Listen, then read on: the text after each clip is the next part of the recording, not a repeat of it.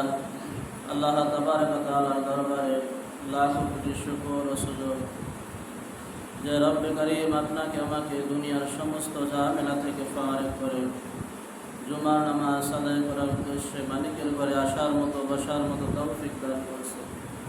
এজন্য সেই মহান সত্তার দরবারে অন্তরস্থল থেকে কালিমাতুর শুকরিয়া আদায় করি, বলি আলহামদুলিল্লাহ। এই মাসটা চলতেছে জিলহজ মাস। কি মাস? জিলহজ মাস, হজের মৌসুম। আল্লাহ তাআলার বান্দা বান্দিরা যাদেরকে আল্লাহ তাআলা কবুল করছে তারা আল্লাহ তাআলার ঘর জিয়ারত করতে গেছে, নবীর রওজার কাছে যেয়ে দাঁড়ানোর সুযোগ হয়েছে। কথা বলেন ঠিক? আর আমরা যারা হতভাগা কপাল পর এখন তো আমার সৌভাগ্য হয় নাই, তো মালিকের কাছে দোয়া করা, আয় আল্লাহ জীবনের তো একবার হইলেও তোমার কাবা ঘরকে সামনে রাখা তোমাকে একটু ইবাদত করার তৌফিক দিও, রসুলের রওজায় যাইয়া একটু সালাম দেওয়ার সুযোগ করে দিও। কিভাবে দেবা এটা তুমি বলো না।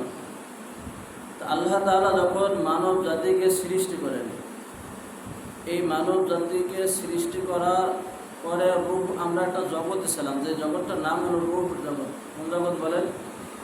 রূহের জগৎ। এই রূহের জগতের থেকে আসলাম আমরা, মায়ের পেটের একটা জগৎ ছিল অন্ধকার, যে অন্ধকারে কিছুই দেখা যায় না।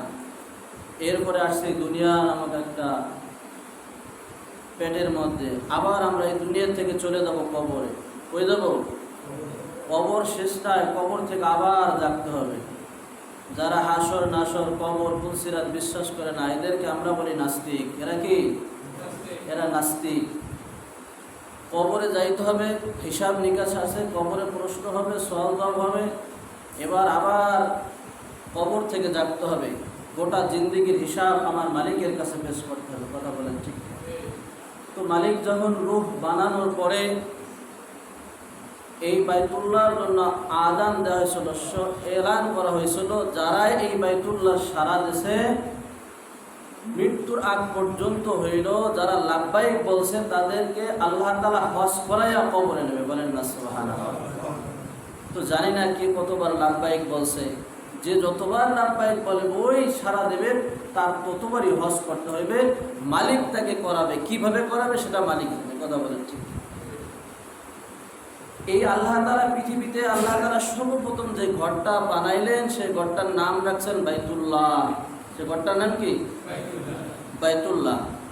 পৃথিবীতে তিনটা জিনিস আছে এখনো বিদ্যমান, যে তিনটা জিনিসের দিকে তাকাই থাকলে অনাবরত মানুষের সওয়াব হইতেই থাকে। বলা যাবে না সুবহানাল্লাহ? এক নম্বরে বাইতুল্লাহ। এক নম্বরে কি? বাইতুল্লাহর দিকে যদি তাকাই থাকে আল্লাহ তাআলা অটোমেটিক সব লিখতে থাকে। বলেন না সুবহানাল্লাহ? দুই নম্বরে যদি কোনো ব্যক্তি কালামুল্লাহ শরীফ কোরআন পড়তে নাও পারে, কোরআন কইলা শুধু দেখে, তাতেও সব, তাতেও কি সব আছে না নাই? আছে। তিন নম্বরে যে ব্যক্তি মা বাবার দিকে নেক নজরে তাকাবে, আল্লাহ তাআলা বলে ওর জীবনের সগীরা গুনাহগুলো আল্লাহ তাআলা মাফ করে দেবে। একটা কবুল হজের সওয়াব তার আমলনামায় লিখে দেবে। সাহাবীরা প্রশ্ন করলেন, ইয়া রাসূলুল্লাহ, ইয়া হাবিবাল্লাহ, আমি যদি আমার মায়ের দিকে দৈনিক 100 বার নেক নজরে তাকাই, ওই 100টা কবুল হজের সওয়াব তোমার আমলনামায় আল্লাহ তাআলা লিখে দেবে। বলেন না সুবহানাল্লাহ? এই জন্য পৃথিবীতে সর্বপ্রথম যে ঘরটা বানাইলেন, সেই ঘরটার নাম কি? বাইতুল্লাহ। এই বাইতুল্লাহ হযরত ইব্রাহিম আলাইহিস সালাতু ওয়াস সালাম বানাইয়েছেন এবং সহকারী ছিলেন তার সন্তান ইসমাঈল পয়গম্বর। এই বাইতুল্লাহ যখন বানানো কমপ্লিট, ইতিমধ্যে বাইতুল্লাহ অনেকবার বানানো হয়েছে, অনেকবার আবার ভাঙা হয়েছে, আবার সুন্দর করে মেরামত করা হয়েছে, পাথর লাগানো হয়েছে বিভিন্ন কয়েকবারই। তার ভিতর নূহ আলাইহিস সালাতু ওয়াস সালামের ওই যে প্লাবন শুরু হয়েছে, ওই প্লাবনের সময় কিন্তু এই বাইতুল্লাহর কোনো অস্তিত্ব ছিল না। কি ছিল না? বাইতুল্লাহকে আল্লাহ তাআলা আসমানে উঠিয়ে নিয়ে গেছে। কোথায় এনেছে? সব কিছু তছনছ হয়ে গেছে। তাফসীরের ভিতরে আসছে এই বাইতুল্লাহকে আল্লাহ তাআলা আসমানে উঠিয়ে নিয়ে গেছে। এরপরে ধারাবাহিকতাভাবে হযরত ইব্রাহিম আলাইহিস সালাতু ওয়াস সালামকে যখন আল্লাহ তাআলা একটা ঘর বানাইতে বললেন, যে ইব্রাহিম তুমি একটা বাইতুল্লাহ বানাও, একটা ঘর বানাও, যে ঘরে আমার বান্দা বান্দিরা আসবে, ইবাদত বন্দি করবে, আল্লাহ বিল্লাহ করবে, ডাকাডাকি করতে থাকবে। বলেন না সুবহানাল্লাহ। খেয়াল করেন, হযরত ইব্রাহিম আলাইহিস সালাতু ওয়াস সালাম তার সন্তান ইসমাঈল আলাইহিস সালাতু ওয়াস সালাম বাপ এবং সন্তান মেয়েটা কাবা ঘর বানানো শুরু করলেন। আল্লাহু আকবার। কাবা ঘর কমপ্লিট হয়ে গেছে। মরুভূমিতে কোনো মানুষ নাই, কোনো জনপ্রাণী, কোনো মানুষ নাই। কে আসবে বাইতুল্লাহ হাজিরা দেবে? আল্লাহ তাআলার অর্ডার হয়ে গেল, ইব্রাহিম তুমি আযান দিয়ে দাও, হজের আযান দাও। যারা এই আযানে সাড়া দেবে তাদেরকে আমি আল্লাহ তাআলা হজ করাইব।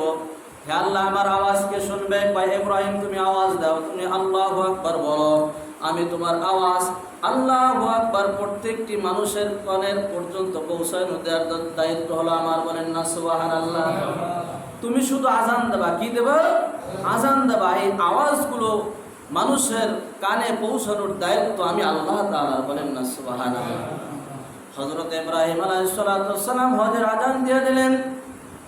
তার সন্তান ইসমাঈল আলাইহিস সালাতু ওয়াস সালাম যখন কাবা ঘর কমপ্লিট বানানো শেষ হয়ে গেল, আল্লাহু আকবার। মানুষ যখন নেক আমল করে, নেক আমলের পরে যদি আল্লাহ তাআলার কাছে দোয়া করে, আল্লাহ তাআলা বলে ওই আমলটা আমি কবুল করে নি। বলেন না সুবহানাল্লাহ।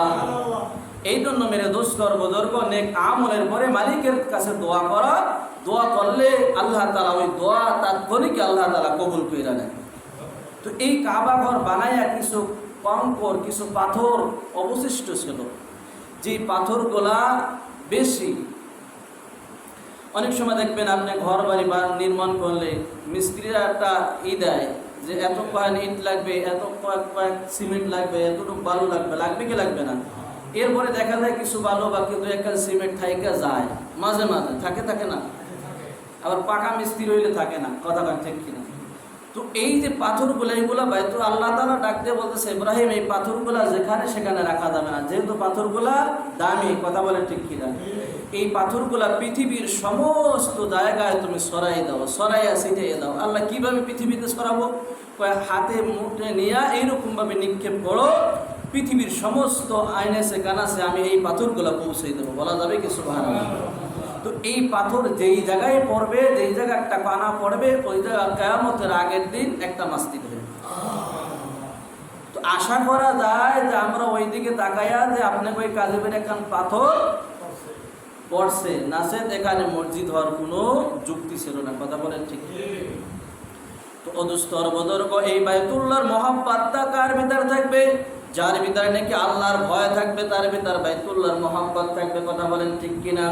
হাদিসের ভিতর আসছে, আমি শুরুতে হাদিস বলছি, আল্লাহু আকবার। যাদের উপর হজ ফরজ হইল, তারা হজ না করে কবরে চলে গেল, 3-4-5 লাখ টাকা হজ করতে লাগবে, দরকার নাই। এই টাকাগুলো আমি রাইখা যাই, পরবর্তী প্রজন্মে আমার ছেলে সন্তান যারা নাতি নাতপুরা আসবে তারা খাইয়ে বাঁচতে পারবে। আল্লাহ রসুল বলে যে ওই ইহুদি হইয়া মরলো না খ্রিস্টান হইয়া মরলো, আমি রসুল তার জিম্মাদারি নাই। বলেন নাউজুবিল্লাহ। কত কোটিপতি, কত শিল্পীপতি আছে বাংলাদেশের ভিতর, অভাব নাই। যাদের উপর হজ ফরজ হয়েছে তারা হজ করতেছে না। কথা ঠিক মনে করতেছে এটা একটা বোঝা। এটা কি? এটা বোঝা। অথচ না, তোমাকে রসুল যদি শাফাআত না করে কবরে যাবা তো 3 প্রশ্ন, তার ভিতর রসুলকে দেখানো হবে, জিজ্ঞাসা করা হবে এই ব্যক্তি সম্পর্কে, এই ব্যক্তিকে কি তুমি চেনো? তো এই ব্যক্তি যদি তোমার কাছ থেকে মুখ ফিরে নিয়ে যায় আর বলে আমি ওরে চিনি না, তাহলে তোমার আমার অবস্থা কিন্তু খুবই খারাপ হয়ে যাবে। কথা ঠিক কিনা? যদিও তুমি রবের পরিচয় দাও, দ্বীনের পরিচয় দাও, কিন্তু তুমি ছাড় পাবা না বাবা। কারণ রসুল আল্লাহকে ভালো, আল্লাহ তাআলাই বলছে, কুল, হে নবী আপনি বলুন, ইন কুনতুম তুহিব্বুনাল্লাহ ফাত্তাবিউনি ইউহিব্বুকুমুল্লাহ ওয়া ইয়াগফির লাকুম যুনুবাকুম আল্লাহু গফুরুর রহিম। আল্লাহর কথা, কোনো মৌলবীর কোনো বানোয়াট কোনো কথা না। সূরা আল ইমরানের 31 নম্বর ইম্পর্টেন্ট একটা আয়াত। এই আয়াতের ভিতরে আল্লাহ তাআলা বলতেছে, আপনার বান্দারা, আমার বান্দার বান্দি যারা হবে তাদেরকে আপনি জানাই দেন, তারা যদি আমাকে ভালোবাসতে চায়, আমাকে ভালোবাসার আগে যেন আপনি নবীকে ভালোবাসেন। কাকে ভালোবাসতে হবে? অর্ডার কার? আল্লাহর অর্ডার। আমাকে যদি আপনার বান্দা বান্দিরা, আমার বান্দারা পাইতে চায়, আপনার উম্মত যারা দাবি করে যে আমরা মুহাম্মাদের উম্মত, তারা যেন আপনি নবীকে অনুসরণ আগে করে। চিন্তা করেন যে আল্লাহ আমাকে বানাইছে, আল্লাহ আমার রব, আল্লাহ আমার সব কিছু পালন করতে আল্লাহ তাআলা। এই আল্লাহ যদি বলে যে আমার হাবিবকে আগে ভালোবাসতে হবে, নচেত আমার ভালোবাসা পাওয়া যাবে না। কথাটা ঠিক। তো এই কবরে তো হাবিবকে দেখানো হবে কি হবে না? এই জন্য তুমি যদি 2 প্রশ্নের পাশও করো, ওই 1 প্রশ্ন ফেলের কারণে তোমার গড় নাম্বার হবে ফেল, কি ফেল হয়ে যাবে, তুমি পাস করতে পারবা না। এই জন্য যাদের উপর হজ ফরজ হয়েছে, যাদের বাইতুল্লাহ যাইয়া আইসা সমর্থ থাকবে, তারা মৃত্যুর আগে হইলেও একবার হজ করা ফরজ, হজ করতেই হবে, এটা আল্লাহর অর্ডার। নামাজ পড়া যেরকম ফরজ, হজ করা সেরকম ভাবে ফরজ। আজকে বড় দুঃখের সাথে বলতে হয়, আমার 5টা সন্তান ইটালি, আমার এই পিতার এই তামান্না জাগে নাই যে আমার এই সন্তান 1 বছরের টাকা দিবে আমাকে, আমি হজে যাবো। কথা কান ঠিক কিনা? এই কোনো বাবা বলে না, বলে তো ওই ফাতারে জায়গা বিক্রি করবে, তাড়াতাড়ি টাকা পাঠাই দেবে। কোথার থেকে টাকা পাঠাবে তা আমি জানি না। বুড়ো কিন্তু 1 পাও কবর, 1 পাও কোথায়? কথা কেন? 1 পাও কোথায়? কবরে। কিন্তু সেই বাইতুল্লাহ জিয়ারতে যাওয়ার সেই মন মানসিকতা নাই। কথা বলেন ঠিক কিনা? অদস্তর বদরগত আল্লাহ রসুল বলছে, পৃথিবীর সমস্ত অ্যাকাউন্টের সমস্ত টাকা যদি জমা কইরা তুমি যাও, আর তোমার উপর হজ ফরজ হইল, তুমি যদি বাইতুল্লাহ না যাও, আল্লাহু আকবার, বাইতুল্লাহ দিয়া জিয়ারত না করো, লাব্বাইক না বলো, ওই টাকাগুলো তোমার বিষাক্ত সাপ হয়ে তোমার কবরে আঘাত করবে। এই টাকাগুলো তোমার শান্তি দেবে না, এই টাকাগুলো তোমাকে অশান্তি দেবে। আল্লাহ রসুল পক্ষান্তরে বলে, ওই ব্যক্তি ইহুদি হয়ে মারা গেল না খ্রিস্টান হয়ে মারা গেল, আমি রসুল তার কোনো জিম্মাদারি নাই। কসম খোদার, কিয়ামতের ময়দানে রসুল যেই ব্যক্তিকে শাফাআত করবে, আমি মৌলবী, আমাকে যদি রসুল শাফাআত করে, আমি আলহামদুলিল্লাহ মুক্তি পেয়ে যাইব। কথা কান ঠিক কিনা? ওই দিন আমাকে যদি না চিনে আল্লাহ রসুল, আমার কিন্তু মুক্তির কোনো রাস্তা থাকবে না, থাকবে। আমি আলেম সাথে কাম হবে, কোনো কিছুতে কাজ হইতো না, কারণ রসুল আমাকে শাফাআত করে নাই, কেউ আমরা মুক্তি পাইব না। কথা বলেন ঠিক কিনা? সেই রসুল যদি বলে ওই ইহুদি হয়ে মারা গেল না খ্রিস্টান হয়ে মারা গেল, আমি রসুল কোনো জিম্মাদারি নাই। কত কঠিন কথা বলছে আল্লাহ রসুল, চিন্তা করেন। এই জন্য যাদের উপর হজ ফরজ হয়েছে, এই বছর তো গেছে, আগামী বছর নিয়ত করবো ইনশাআল্লাহ। আল্লাহ তো আমার ধন সম্পদ দিয়েছে, এই টাকা পয়সা ধন সম্পদ সব দুনিয়া রেখে যাইতে হবে, কিছু কিন্তু কবরে যাবে না। যাবে কি? কিছুই যাবে না। এই জন্য যাদের উপর হজ ফরজ হয়েছে, নামাজ যেরকম ফরজ, রোজা যেভাবে ফরজ, 12 চাঁদের ভিতরে 1 চাঁদের রোজা ফরজ, নামাজ 24 ঘন্টার জন্য ফরজ, আযান দিলে নামাজ ফরজ হয়ে যায়, নামাজ আদায় করতে হবে। এইরকম ভাবে হজও কিন্তু এরকম ভাবে একটা রোকন, ইসলামের একটা রোকন। কথা বল ঠিক কিনা? কালিমা পড়া যেরকম ভাবে ফরজ, হজ করা এরকম ভাবে সামর্থ্য থাকলে ফরজ হইলে হজ অবশ্যই করতে হবে। তো দাদা এবং নাতি হজে যাইতেছে, কোথায় যাইতেছে? তো দাদা হজ আসলে আর স্থির থাকে না, এই হজের জন্য পাগল হয়ে যায়, আগেই সব কিছু কাগজপাতি সব রেডি করে, হজ আসলেই 6 মাস আগের থেকেই রেডি হয়ে যায়। আগে তো জাহাজে হজে যাইতো, কিসে যাইতো? জাহাজ। এখন তো প্লেন, ডিজিটাল জামানায়, আর শান্তি শান্তি বাংলাদেশ। কথা কান ঠিক কিনা? কত শান্তি, আর কত দেখবো আল্লাহ ভালো জানে। 2 ঘন্টা 2.5 ঘন্টার ভিতর সেই মক্কায় যাওয়া যায়। কথা কান ঠিক কিনা? সকালবেলা ফজর করে বাংলাদেশে, জোহর করে মক্কায়, আছে না নাই? আর আগের জামানায় হজে বাইতুল্লাহ যাইতে হইলে 6 মাস লাগতো। কয় মাস? 6 মাস। যাইতে 6 মাস, আসতে 6 মাস, যাইতে 3 মাস, আসতে 3 মাস, এইভাবে লম্বা টাইম নিয়ে যাইতে হইতো। তো এই দাদা হজ আসলেই পাগল হয়ে যাইতো। আল্লাহু আকবার। নাতি এবার বলছে, দাদা তুমি কই যাও? কয় বাইতুল্লাহ যাই। হজের সময় হয়ে গেছে না, কয় বাইতুল্লাহ যাও, এবার আমারে হজে নিয়ে যাইতে হবে। তোরে নিলে ভেজাল হবে, তোরে নেওয়া যাবে না হজে। কয় না দাদা, এবার আমারে হজে নিতে হবে। আল্লাহু আকবার। দাদা নাতি এবার হজে গেছে। এবার দাদা যে বাইতুল্লাহ যে বলতেছে, আল্লাহুম্মা লাব্বাইক লা শারিকা লাব্বাইক, এই তালবি বলতেছে, আর আসমান থেকে আওয়াজ আসতেছে, লা লাব্বাইক, হে আদি সাহেব তোমার লাব্বাইক আসমানের মালিক কবুল করতেছে না। কি করে না? এই কথাটা স্পষ্টভাবে দাদা শুনতেছে, নাতিও শুনতেছে। তো নাতি এবার প্রশ্ন করছে, দাদা আপনার হজ করে তো কোনো লাভ নাই। কেন লাভ নাই?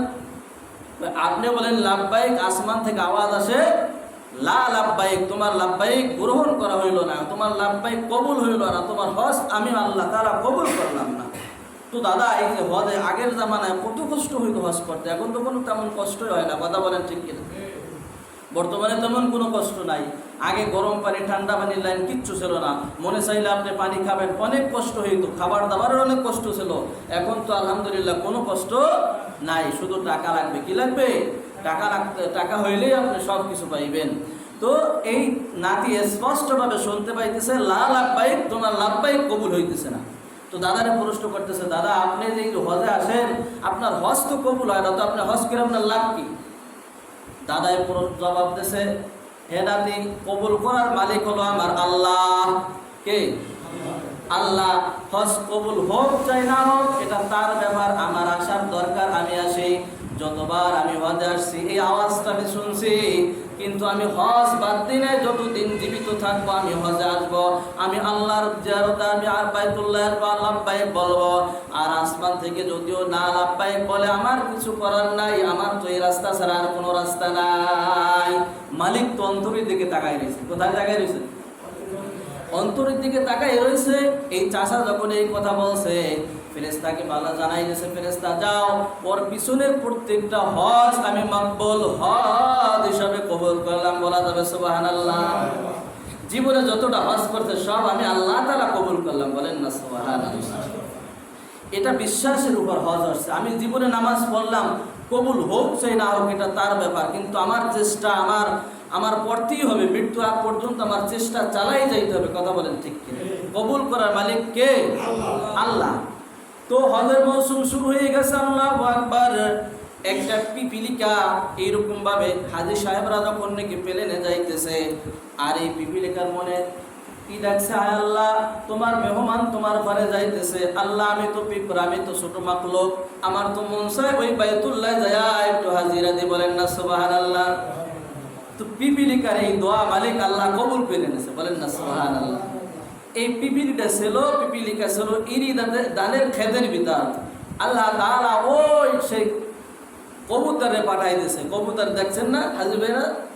আরে আল্লাহ কি কবুতর, কেসা কবুতর, কোনো পায়খানা নাই, কি নাই, এত কবুতর কোথায় থেকে আসে, কিভাবে থাকে, কই খাওয়া দাওয়া, কোথায় পায়খানা প্রস্রাব, কিচ্ছু নাই, পরিষ্কার। এই কবুতরে আল্লাহ তাআলা হুকুম করছে, যাও কবুতর, অমুক জমিনে একটা পিপিলিকা আছে, ওই জায়গা তুমি যাইয়া ল্যান্ড করবা, আর ওই পিপিলিকাটা তোমার পায়ে উঠবে, আর ওই পিপিলিকা তুমি প্লেন উড়াইয়া নিয়া প্লেনের মতো বাইতুল্লাহ ফালাই দেবা। বলেন না সুবহানাল্লাহ। তো একটা পিপিলিকার ডাক যদি মালিক শোনে, তো পিপিলিকা দামি না বনি আদম দামি? বনি আদম দামি। এই বনি আদমকে আল্লাহ তাআলা হাত দিয়ে বানাইছে। কথা বলেন ঠিক কিনা? কিন্তু পিঁপড়া, পশু, যত যা আছে আল্লাহ তাআলা কুম ফায়াকুন এই মেশিন দিয়ে বানাইছে, আর আপনা আমাকে আল্লাহ বানাইছে তার হাত দ্বারা। বলেন না সুবহানাল্লাহ। এই মালিকের কাছে যদি বলা যায়, আশা করি মৃত্যুর আগে একবার হইলেও বাইতুল্লাহ জিয়ারত নসিব হবে। কথা বলেন ঠিক কিনা? এখন নাস্তিকের বাচ্চারা এইটা ইসলামের একটা ষড়যন্ত্র করতেছে। কি করতেছে? ষড়যন্ত্র করতেছে, যারা সাধারণ মানুষ বাইতুল্লাহ না আসতে পারে। কথা ঠিক কিনা? সাধারণ মানুষ যাতে বাইতুল্লাহ না আসতে পারে, আমার মতো মানুষ কিভাবে বাইতুল্লাহ যাবে? কিয়ামত পর্যন্ত এই মসজিদ মাদ্রাসা চাকরি করে কি বাইতুল্লাহ যাওয়া সম্ভব? আরে জান বাঁচানোই তো সম্ভব না। কথা বলেন ঠিক কিনা? জানই তো বাঁচে না, তো বাইতুল্লাহ যাবো কোন সময়? তো পেটেই তো ভাত নাই। তো একটা এই ভাইরাল হয়েছে, আপনারা জানেন, কুমিল্লাতে এক ব্যক্তি হজে গেছে। তো হজে যাওয়ার আগে কিছু গাছ লাগাইছে। কি লাগাইছে? জমিতে কিছু গাছ লাগাইছে, আর সকাল সন্ধ্যা ওই গাছের কাছে যেয়ে বলতো, গাছ তুই কবে বড় হবি, আর আমি কবে বাইতুল্লাহ যাবো। বলেন না সুবহানাল্লাহ। এই গাছের ধরতো আর এই কথা বলতো। তো এক সময় গাছ বেচা অনেক টাকার মালিক হয়েছে নগদে, বাইতুল্লাহ গেছে। সাংবাদিকরা জিজ্ঞাসা করলো, কি ব্যাপার, আপনার যে পোশাক আদি যে অবস্থা, চেহারা সুরাত, এতে তো আপনার নুন আনতে পান্তা পুরাই যায়, আপনি বাইতুল্লাহ আসলেন কিভাবে? আসলেন? আসলে আমার কোনো টাকা পয়সা কিছু নাই, তো আমার কিছু জমি ছিল, এই জমিনে কিছু গাছ লাগাইছি, আর নিয়ত করছি এই গাছ যখন বড় হবে এই গাছ বিক্রি করে আমি বাইতুল্লাহ যাব। বলেন না সুবহানাল্লাহ। কোথায় যাবে? বাইতুল্লাহ যাবে। এটা নাস্তিকের একটা ষড়যন্ত্র, যে আম মানুষ যারা আছে, সাধারণ মানুষ, এমনিতে দেখবেন যাদের টাকা পয়সা বেশি, এদের মনও কঠোর। এদের মন কি? কঠোর। বাস্তব কথা, এইটাই বাস্তব। টাকা পয়সা যার যত হবে তার মন তত বেশি কঠোর হবে। এদের কিন্তু ওই বাইতুল্লাহ যার সেই চিন্তা ভাবনা নাই। আছে? কোনো চিন্তা ভাবনা নাই। আর আমরা সাধারণ মানুষ যদিও থাকে চিন্তা ভাবনা, আবার নিয়তও থাকে, কিন্তু কিভাবে যাব? পুঁজি নাই। কি নাই? পুঁজি নাই। তো মালিক যদি কবুল করে কিভাবে নেবে, এটা মালিকের সিদ্ধান্ত। কথা বলেন ঠিক কিনা? এটা ইসলামকে ষড়যন্ত্র করার জন্য, ইসলামকে শেষ করার জন্য এই ষড়যন্ত্র চালাইতেছে। এখন 4 লাখ, 5 লাখ, 7 লাখ ছাড়া হজে যাওয়া যায় না। কথা বলেন ঠিক কিনা? আমি এক সময় নিয়ত করেছিলাম, ওই সময় বড় হজ ছিল 3 লাখ টাকা। কয় লাখ টাকা? 3 লাখ টাকা। ওমরা ছিল 70,000 টাকা। কয়েক বছর আগে, 2 থেকে 3 বছর আগে আমি নিয়ত করলাম যে এখন ওমরা করে কি করবো, যাই হোক আমি বড় হজের নিয়ত করলাম। এখন বড় হজ তো পারি, তার এখন ওমরার নিয়তও করতে পারতেছি না। এই পরিস্থিতি এখন আমার। কিন্তু মালিক যদি কবুল করে ইনশাআল্লাহ যাওয়া হবে। কথা বলেন ঠিক কিনা? তো এক বুড়া চাচা রিক্সা চালাইতে চালাইতে চট্টগ্রাম গেছে। কোথায় গেছে? চট্টগ্রাম। আগে হজে যাইতে হইতো জাহাজে কইরা, যাইতে 3 মাস, আসতে 3 মাস। এই বুড়া চাচা রিক্সা চালায়। কি চালায়? রিক্সা চালায়। হজের মৌসুম আগে সবার প্রত্যেক যাত্রী উঠাইতেছে আর বলতেছে ভাই আমি হজে যাব, আমার জন্য দোয়া করো। তো বুড়া চাচা হজে যাবে, টাকা পয়সা নাই, আবার রিক্সা চালায়। টাকা পয়সা চাচা অধিক তোমাকে দেখার দরকার নাই, তোমরা দোয়া করো আমি হজে যাবো। এই পাগলের কায়দা রিক্সা চালাইতে চালাইতে ঢাকা থেকে চট্টগ্রাম গেছে। কোথায় গেছে? চট্টগ্রাম যায়। এবার চিন্তা করতেছে দেখি আমার বাড়ির পাশে কোনো চাচা ভাতিজা আছে কিনা, এইগুলো টোকাইতেছে, দেখি আমি কিভাবে হজে যাব। তো যাইতে যাইতে এক ভাতিজারে পেয়ে গেছে বাড়ির পাশে। তো ভাতিজারে যে বলতেছে ভাতিজা আমি কিন্তু হজে যাবো, এই নিয়ত করে আসছি। তো এবার বলতেছে চাচা আপনি 5 ফুট করছেন? আমি 1 ফুটও করি নাই। কি করে নাই? মানে 1 ফুটও নাই। উনি 5 ফুট যে কি জিনিস তাও উনি বোঝে না। আমি হজে যাবো তাই নিয়ত করে আসছি, 5 ফুট 6 ফুট আমি কিছু বুঝি না, আমি হজে যাবো, আমার হজে কিভাবে পাঠাবা তাই কর। এই চাচার পাগলামি কথা শুনে না এবার ওনার বসের কাছে গেছে। কোথায় গেছে? বসের কাছে যে বলতেছে স্যার আমার এক চাচা আছে, গ্রাম্য চাচা, সে ঢাকা থেকে চট্টগ্রাম পর্যন্ত সেই রিক্সা চালাইতে চালাইতে আসছে, হজে যাবে। এখন কি কায়দা বায়দা আছে আপনি একটু দেখেন, ব্যবস্থা করা যায় নাকি। চাচার এবার ডাকছে, আসেন চাচা এদিকে আসেন, ভিতরে আসেন। তো এবার ওই স্যার ও বস জিজ্ঞাসা করছে যে আপনি 5 ফুট করছেন? আমি 1 ফুটও করিনি। কয় ফুটও করে নাই? এখন ওনার কথাবার্তার তালমেল ঠিক নাই। চাচা এইভাবে তো হজে যাওয়া হয় না। হজে যাওয়া হয় না আপনি জানেন? হজে যাওয়া না, আমি সেই ঢাকার থেকে আসছি রিক্সা চালাইয়া, আর হজে যাওয়া হয় না। তোমার জাহাজ যখন ছাড়বে আস্তে জাহাজের ডালি দইরা জুইলা হইলে আমি মক্কায় যাবো। বলেন না সুবহানাল্লাহ, আল্লাহু আকবার। এই পাগলামি দেখা এবার বস চিন্তা করতেছে কত সময় একটা মানুষ জাহাজের ডালি দইরা চলতে পারে? 5 মিনিট, 10 মিনিট, 20 মিনিট, 1 ঘন্টা, 2 ঘন্টা, কথা গান ঠিক কিনা? এরপর যদি সমুদ্রে বইরা যায়, মাছে খাইয়া লায়, তাহলে তো আমার কাম সারা, কথা গান ঠিক কিনা? এবার বস দেখতেছে ওই জাহাজের ভিতর বাবুর্চি লাগবে 10 জন। কয়জন? বাবুর্চি লাগবে 10 জন। আল্লাহু আকবার, 9 জন হয়ে গেছে, একজন এখনো বাবুর্চি তালাশ করে পায় না। চাচারে বলতেছে চাচা আপনি কি বাবুর্চি হিসাবে যাবেন? আপনি কি পাক শাক জানেন? হ্যাঁ আমি সব পাক জানি। কি জানে? উনি সব পাক জানে। এবার বাবুর্চি 10 জন আর এক জায়গায় কইরা সবাই চলে গেছে। বলতেছে ভাই আমি আজও পর্যন্ত আলু ভর্তা দিয়া যে কয়টা ভাত রাঁধতে হয় তা কিন্তু আমি রাঁধি নাই। ভাই তোমরা যদি আমার হজে দাও, হজে যাওয়া হবে, নসেত আমার হজে যাওয়া হবে না। আর আমি নিয়ত কইরা আছি আমি হজে যাব। তোমাদের তো মরিচ পেঁয়াজ কোটার জন্য একটা মানুষ লাগে, আমি হলাম সেই মানুষটা। চাচার কান্নাকাটি দেখে বলতেছে, অন্য 9 জন বাবুর্চিরা বলতেছে চাচা আপনি যদি কিছুই নাও করেন আপনাকে আমরা হজে নিয়ে যাবো। বলেন না সুবহানাল্লাহ।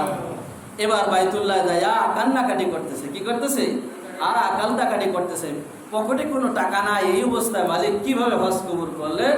এবার 3 মাস যাইতে 3 মাস, আসতে 3 মাসে 6 মাস যাইয়া আল্লাহু আকবার, জাহাজে কি খানা, আনিশান খানা, কথা ঠিক কিনা? গরুর গোশ, হরিণের গোশ, বকরি, দুম্বা, বিভিন্ন আইটেমের খানা খাইয়া আল্লাহ তাআলা হজ করাইয়া পকেট ভরাই টাকা নিয়ে বাংলাদেশে ফিরেছে। বলেন না। কুমিল্লার আলিফ মাহমুদ, আপনারা জানেন না? সবাই জানেন পৃথিবীতে, কথা ঠিক কিনা? এই বছর সে এখন বাইতুল্লাহ গেছে, পায়ে হেঁটে গেছে। কি করছে? পায়ে হেঁটে। আলিফ মাহমুদ হজে, এখন বাইতুল্লাহ আছে। এখন কোথায় আছে? বাইতুল্লাহ আছে। আল্লাহ যদি আপনাকে আমাকে কবুল করে, কোন ফিলি নেবে এটা মালিকের ইচ্ছা। তো মালিকের কাছে দোয়া করা হয়, মালিক একদিন আমার গায়ে কাফনের কাপড় লাগবে, আমার গায়ে আছে এখন রঙিন কাপড়, বিভিন্ন কাপড়ের জামা কাপড় আমার গায়ে পরন, এই সবগুলো একদিন খুইলা যাবে। এটা আমি বিশ্বাস করি, এটা আমি জানি মালিক একদিন কাপড়ের কাপড় আমার গায়ে লাগবে। তো ওই দিন কাপড়ের কাপড় লাগার আগে যেন এহরামের কাপড়টা আমার মাথায় তুমি পেঁচাই দিও। বলা যাবে কি যাবে না? তো আল্লাহ তাআলা যদি এই নিয়ত থাকার হিম্মত থাকে ইনশাআল্লাহ আল্লাহ তাআলা কবুল করবে। আই ভাই মরার আগে কত মানুষ ব্যাংক ব্যালেন্স করে, অ্যাকাউন্ট করে, আর অ্যাকাউন্টটা করে এই জন্য যে আমি যদি অকালে মৃত্যুবরণ করি তো আমার বাল বাচ্চা নাতিপুতি এই টাকা পয়সা দিয়ে কিছু করতে পারবে। তো বলেন এই যে অ্যাকাউন্টটা করলো, এই যে বিমা করলো, এই বিমাটা কি মরণ বিমা না জীবন বিমা? এটারে বলে মরণ বীমা। কারণ আমার টাকা আমার জীবনে আমার কোনো উপকারে আসে নাই, আমি যখন মারা যাব তো এই টাকা আমার উপকারে আসবে, আমার সন্তান খাইবে, তো এটাকে জীবন বীমা বলে না, এটাকে বলে মরণ বীমা। কথা বল ঠিক কিনা? ওই বীমা না করে আজকের থেকে একটা ব্যাংক খোলো, একটা ফান্ড খোলো, 1 টাকা বারো, 10 টাকা বারো, 100 টাকা বারো জমা করতে থাকো, আর মালিকের কাছে দোয়া করতে থাকো, আয় মালিক আমার যে সামর্থ্য আছে তুমি এইটা কবুল করো। আর বাইতুল্লাহ জীবনের তোর একবার হইলেও নাও। হজ যদি ভাগ্যে না থাকে, ঘুমের ঘরে হইল, মৃত্যুর আগে হইল, রসুলের দিদার দিয়া, রসুলকে একটু স্বপ্নে চোখে দেখা দেয়া, সালাম দেয়া তুমি কবরে নেওয়া। কথা বলছি আল্লাহ তাআলা পারেন কি পারেন না? আল্লাহ তাআলা তৌফিক দান করুক। বাইতুল্লাহ জীবনের তোর একবার হইল যা, তৌফিক দান করুক, বলেন আমিন।